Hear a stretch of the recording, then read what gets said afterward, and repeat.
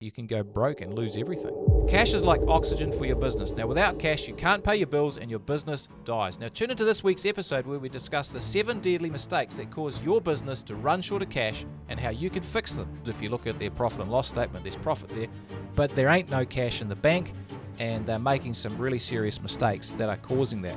Cash flow is not really the problem, it's a symptom. It's your money. You've got to do something about this. Well, you're working for free. Right. Like, it's a cancer for your business. You feel like a failure. You're like, how can I be in this position? Yeah, well, if there's no process, then no process can be followed, unfortunately. Yes, but it can be avoided, which is fortunate. And not commit these 7 deadly cash flow mistakes. Mate, you're into it. You should get into it. You get into it. No, you should get into it. You get into it. Welcome to the Profitable Tradie Podcast. Tony Fraser-Jones here with Phil Smith, my good mate.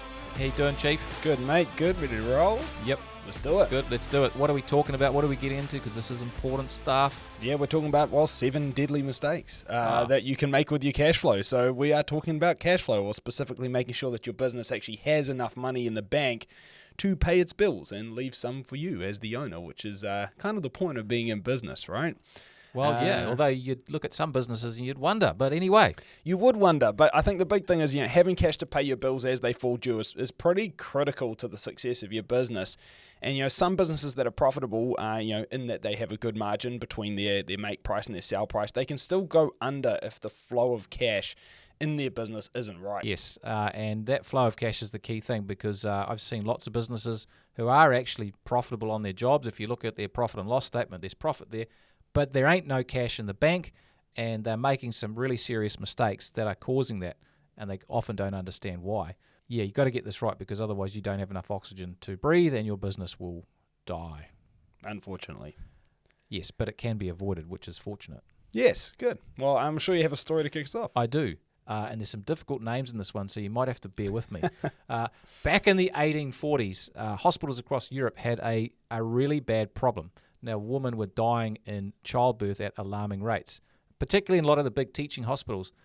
So the symptom was what they called childbed fever, which is a brutal infection that just killed new mothers within a few days. And no one knew why this was happening. Doctors blamed bad air, the mother's emotional state. Some even blamed it on God, which was a bit rough because apparently he created life. But anyway. Pretty rough on the air as well. It is a bit rough on the emotional air. state. I mean, Yes. I think all of these are pretty outrageous claims. It is. But these days. This is the thing. People don't really understand it at that time. But there was one guy, Ignaz Semmelweis. Did I get that right? I don't pretty know. good. I think it's pretty good. Yeah, Ignaz Semmelweis, he noticed something really strange. Now, in his hospital in Vienna, there were 2 maternity wards. Now, one was staffed by doctors and medical students, and the other was staffed by midwives. Now, the woman who gave birth in the midwife ward were far more likely to survive, which is kind of weird. You wouldn't have thought that, given the doctors, the professionals were in the other ward. And Semmelweis looked a bit deeper, and he noticed a really big difference. So the doctors, they actually went straight from autopsies to delivering babies without washing their hands. Oof. Yeah, messy. He made one radical change. He insisted that mandatory hand washing with chlorinated water had to happen. And what happened? Well, funnily enough, the death rates plummeted. Ooh. So he identified and addressed the cause. But at the time, he was mocked and ignored, obviously, because that's what happens. The first person is always mocked and ignored until it becomes true. And many were too proud and stuck in their ways and their old thinking to actually admit the problem wasn't bad luck or random, that it was just actually dirty hands. Yeah. And I guess the point of this story is that we all know this is obvious now, that, cleanliness is absolutely critical, and you scrub down before you have operations, etc. People were treating the symptoms here. They didn't really understand the cause. And they were blaming all sorts of things. They didn't really know what was going on. And the same thing often happens with our cash flow issues. And there's 7 really key problems here that cause all the issues if we don't understand. The cash flow is not really the problem. It's a symptom, I guess, is what we're getting at. We've got to understand the problems. Yeah, 100%, and then treat those causes. So, look, if we actually can't get to the root cause of our cash flow problems, we're going to have some problems in our wider business. We are. You just waste a bunch of time. Like, cash flow problems are so time-consuming because you're juggling basically Peter to pay Paul. You're on the phone to people. You're chasing people. You're on the phone to your suppliers. You're trying to talk to the bank or whatever to actually make money or make bank to pay people. And it's a massive amount of time that you don't need. To be much better using that time to actually grow your business and do a good job. It creates unbelievable amounts of stress because you've got to deal with creditor demands. Like, I've been in this position in previous businesses where you're struggling for money, and those calls that you get to get paid, you absolutely dread them. And even the most open and honest and forthright person finds themselves avoiding them because they are so difficult. And that's just kind of natural. And I'm sure a lot of you listening have been in that position. So it's super, super stressful. And it makes you question your own worth as well. Like, you feel like a failure. You're like, how can I be in this position? Often you don't talk to your family about it because you try and keep the stress from them, and what are they going to think of you? It's a bit of a mind bend, and it will damage your business reputation if you're not paying. And obviously the long-term final consequence is that you can go broke and lose everything. Yeah, pretty dire. So we need to get this right. But, if we actually can get this right, treat those root causes, and not commit these 7 deadly cash flow mistakes, then we've got some pretty big upside. Yeah, I think the first thing is you can pay your bills on time, which is great. You feel good about that, and you have all the time to work on your business rather than just basically trying to plug all the holes as they come up. You've got energy to grow rather than fight fires, and you're going to feel more relaxed. You can pay your bills. You're confident about the business. You feel good about yourself as a leader and a business owner, and it's kind of like what's the opposite to a vicious circle? I don't know. Virtuous circle. A virtuous circle. How do you like that? I do like that. Yeah, good one. Yeah, did well. Yeah, a virtuous circle. Yeah, you're welcome. All right, well, You're cool. Well, quite a wordsmith, aren't you, Phil Smith? I do my best. Anyway, should we get into how to do this? I mean, I think in any climate, it's pretty important to actually understand these cash flow problems and break them down to these 7 root causes that we find. So where do we start? Yeah, well, just jumping on that, I think we talked about this earlier, but it's really important, I think, not to say I have a cash flow problem. You've got a cash flow symptom. And so these are the sort of problems that sit under it. And number one is weak follow-up on overdue debts. So that's, you've done work for people, you've sent an invoice, and then basically you're soft about getting paid. And so you're acting as a bank for your clients, and you're bankrolling their operation, and it's meaning you can't pay your bills. And so this looks like no follow-up. It looks like maybe a weak email follow-up. It looks like just asking for, when can you get paid, but not putting any pressure on. It's like not having any terms of trade. It's not having any enforcement policies. It's not having a system for getting paid, just leaving it to chance. And, when people join the program here, they're amazed when we get them to look at their accounts receivable, and it's like, $120,000 is overdue, $80,000 is overdue, and it's like, there's your problem right there. There's your money. Why don't we just toughen up and go and get it? And often that's one, toughening up, 2, getting a system, 3, often delegating that to someone else because you don't have enough time to do it. But weak follow-up on overdue debts is a big problem, isn't it? I mean, it's like it's a cancer for your business. Yeah, and I mean, with this as well, like we say, a lot of the time we talk about not following up or weak follow-up, but weak follow-up is not just not doing it. It's when you do it, just being a sissy about it, like getting pushed around, and someone says, "Oh, I can't pay you till next week," and you go, "Oh, okay." It's like, well, you're gonna have a problem, man. Like you can't put up with it. And a lot of the time we say, hey, when you're actually, are you following it up at all? And they'll be like, yeah. My accounting software sends an automatic email, and I'm like, cool. Like, do you ever get that replied to? Oh, no, not really. That's so easily ignored. And I think the thing is, it's your money. You've got to do something about this. And so, a lot of the time, if you think you're following up, I'm like, yeah, but are you doing this properly? Are you doing this from a position of strength? Are you doing this, like, will you actually speak to the person, or are you just having some automated emails that go? Because automated emails are very, very easily ignored if they even make it to the person's inbox, which honestly, the person's inbox a lot of the time will actually spam those emails because they know they're automated. The thing is, this is money that is now overdue. Yeah. And you have to be the squeaky wheel, and the way to be the squeaky wheel is often with personal direct follow-up, and then with having some enforcement processes in place, because people take notice of that sort of stuff. Now, I'm not suggesting you be an absolute clown with this and just be brutal all the time. Sometimes it requires a little bit of finesse, but fundamentally you have to ask for the money that you are owed or overdue, and you have to demand that money, because people are paying someone. And if you're weak about this, they'll pay someone else because you're not giving them any pain. That's fundamentally what it is. And we don't give them pain because we want to be liked, and we don't want to upset them and potentially lose them as a customer. But if they can't pay you and they're overdue consistently, how good a customer are they? And hey, look, sometimes this is not malicious. Sometimes, like, you actually, the way that you're doing your follow-up, if it is from a position of weakness, you can very, very easily give them the impression that you're actually in no rush and that they can take all the time in the world. And so they might not actually be doing this and not paying you because they're trying to be mean or trying not to pay you. It's because they have other bills to pay, and these people are being a lot squeakier wheels, and you seem like you're all right with it. So they just, play on that. They have to, and they don't actually realize they're doing anything wrong. So you've got to make it clear that they do have to pay you within the time frame that's been allocated. Particularly if they're already overdue. Absolutely. Yeah. I get really slacked off by this because kind of like it feels like theft to me in a way. It is theft. Like, would I go into your office, pick up your wallet, take a bunch of money out without telling you, and then, a few weeks later, you're like, did you take some money? I'm like, yeah, I'll give it back at some stage. I wouldn't do that. I wouldn't particularly do any part of that. We've already spent money to do the job. That's it. So we're out of pocket already. So number one is weak follow-up on overdue debts. 100%. So that's important. So what's number two? Number two is no accounts receivable process. So that means once you send the invoice, it's just a hope strategy. Like you do the job, send the invoice, and you're basically hoping.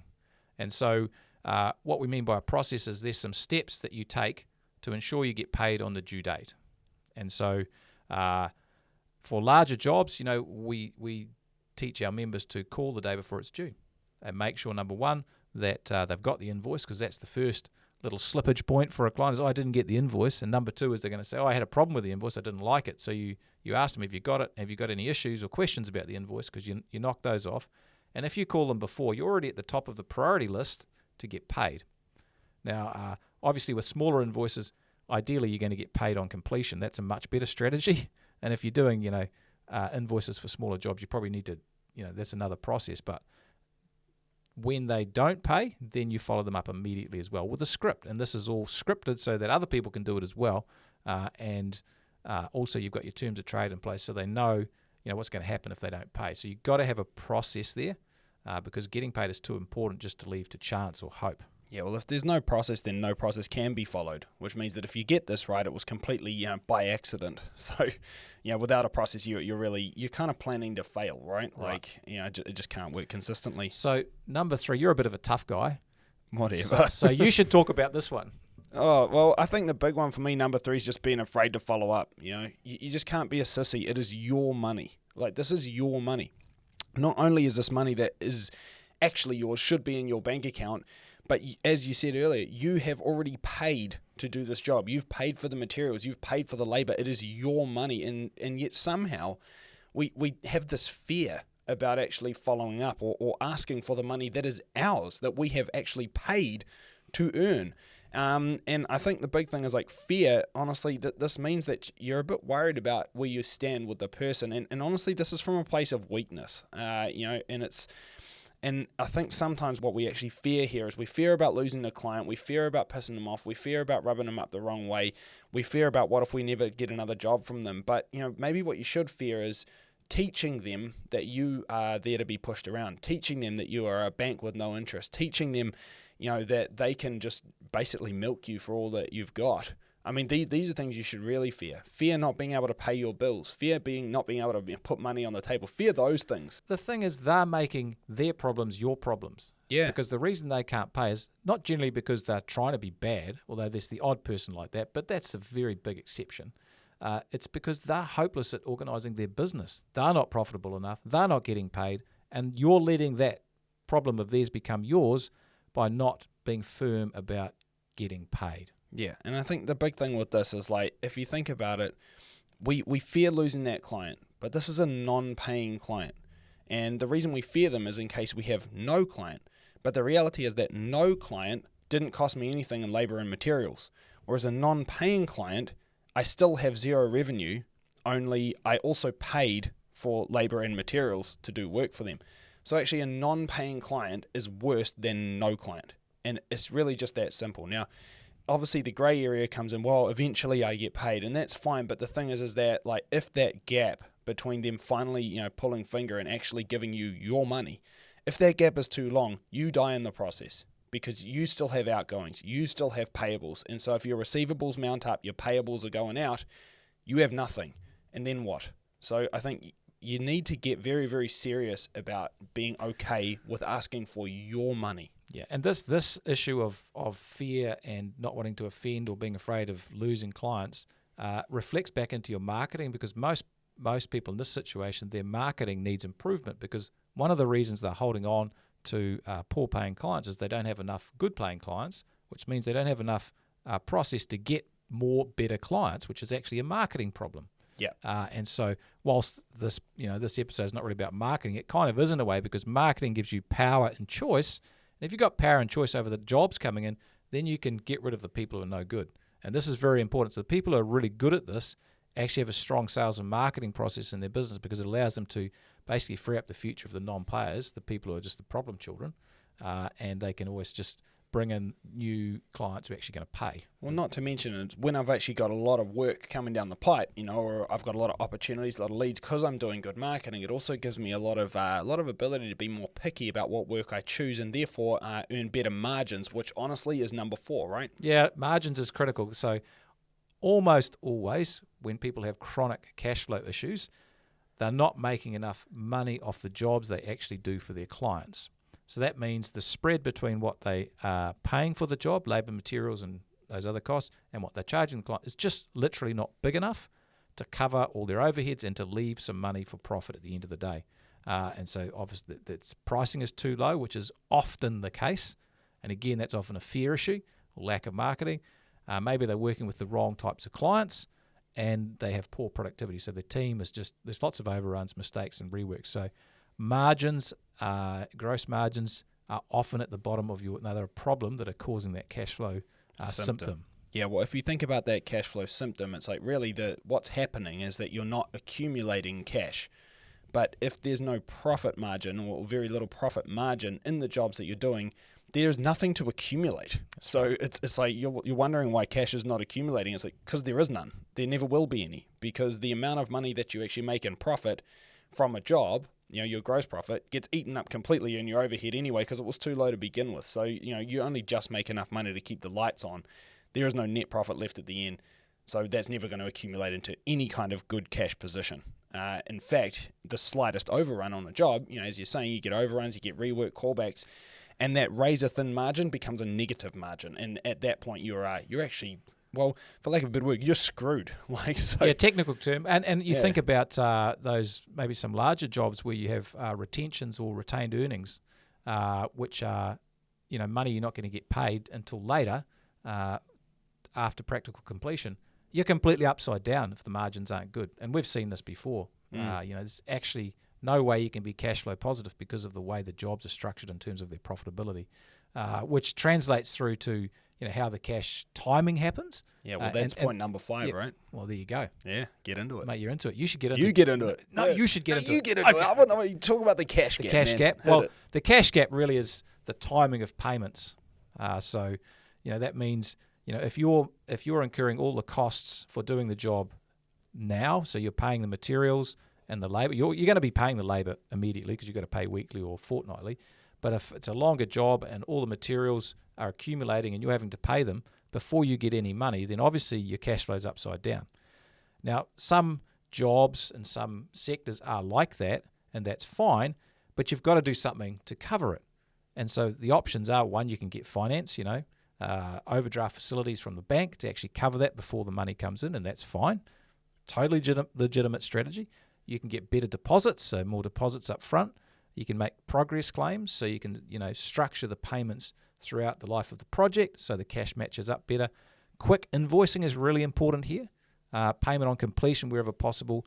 And if you do have work that the cash gap is upside down, so it's very difficult for you to structure it to get paid up front, what other work do you have in terms of the mix of work you've got that can actually help drop cash into the business as you go along to keep things running until you get the big payment from the larger jobs? Well, yeah, if you're the type of business that does, pretty much exclusively really big projects, then this can really happen quite easily, because especially as you grow. Because if you're just doing, the same amount of guys out in the field, doing about the same amount of projects every month, but you're always doing big projects, then it becomes maintainable. But if you get some quick growth, suddenly you're doing a few more big projects concurrently with the ones that are still going, and then you add a few more big projects on top of that concurrently with the ones that are still going, and none of them are really getting to a point where they get paid, then what you're doing is you're actually adding more and more and more labor cost into your business, more and more materials invoices needing to be paid every month, but you're still waiting on more and more jobs to actually come to a point where you're going to get any money from them. And so the hard thing is that you can widen that gap by growing in that way. So if you don't have a mix of other jobs that you can put in there that actually will get paid more promptly and in shorter time frames, then you can really exacerbate that problem. So if you do pretty much exclusively large projects, you need to be very careful during growth phases, or mix in other types of work, or otherwise you can make this very bad. Yeah, you need a great relationship with your bank if that's the case, because you will need bank funding to bridge that gap. Yeah. And that means you've got to do some really careful cash flow planning to see how things look, but if you can get money coming in from other jobs, that's going to really help. Or get regular payments from those big projects, which is obviously ideal. Yeah, if you can, for sure. So the next one is kind of like not obvious to people, but man, it makes a difference. And and it is poor admin or under capacity in the office. Yeah.